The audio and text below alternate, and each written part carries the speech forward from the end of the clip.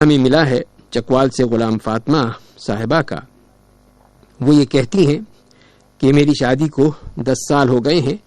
میری شادی کے 5 سال کے بعد 2 بچے ہوئے تو شوہر نے مجھے نظر انداز کرنا شروع کر دیا. تو میں نے بہت کوشش کی ان کو منانے کی اور یہاں تک ان سے کہا کہ اگر وہ چاہتے ہیں دوسری شادی کرنا تو کر لیں. لیکن شوہر نے میری بات کو قبول نہیں کیا. اور حالانکہ وہ ایک اچھے آدمی ہیں, کسی قسم کی کوئی تکلیف نہیں دیتے, کسی قسم کی کوئی مجھے مشقت یا میرے ساتھ کوئی زیادتی نہیں کرتے ہیں, بڑے اچھے آدمی ہیں, لیکن اس معاملے میں ان کی طرف سے مجھے یہ تکلیف موجود ہے. تو کیا میرے لیے یہ جائز ہوگا کہ میں ان کے علم میں لائے بغیر کچھ پیسے ان کی جیب سے نکال لوں تاکہ بچوں کے لیے جمع کرتی رہوں اور اس سے ان کی اخراجات پوری کرتی رہوں؟ تو غلام فاطمہ صاحبہ جواب یہ ہے کہ اگر آپ کا شوہر آپ کے اور بچوں کے اخراجات پورے کر رہا ہے تو پھر آپ کو اس کے پیسوں میں سے کچھ لینے کی اجازت نہیں ہے, کیونکہ کسی کا مال اس کی خوشی سے ہی لینا چاہیے.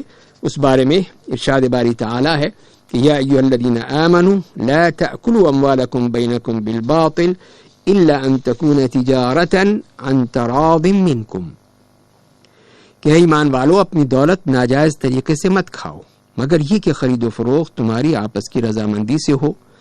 اور اسی طرح رسول اللہ صلی اللہ علیہ وسلم کا یہ فرمان بھی ہے کہ بے شک تمہاری جانیں, مال و دولت, عزتیں ایسے ہی دوسروں پر حرام ہیں جیسے آج کا دن تمہارے اس مہینے میں تمہارے اس شہر میں حرام ہے. اور یہ باتیں حاضر افراد غیر حاضر تک پہنچا دیں. اسی طرح آپ صلی اللہ علیہ وسلم کا یہ بھی فرمان ہے کہ کسی کے لیے کسی کا مال اس کی رضامندی کے بغیر لینا جائز نہیں ہے. لیکن اگر شوہر واجب نان و نفقہ کے متعلق کمی یا کوتاہی کرتا ہے تو پھر اس کے مال میں سے بقدر ضرورت لینا جائز ہے.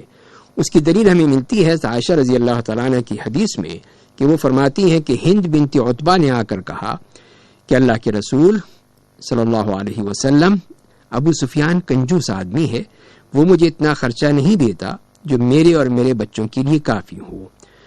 ہاں اگر اس کی لا علمی میں سے لے لوں تو خرچہ پورا ہو جاتا ہے.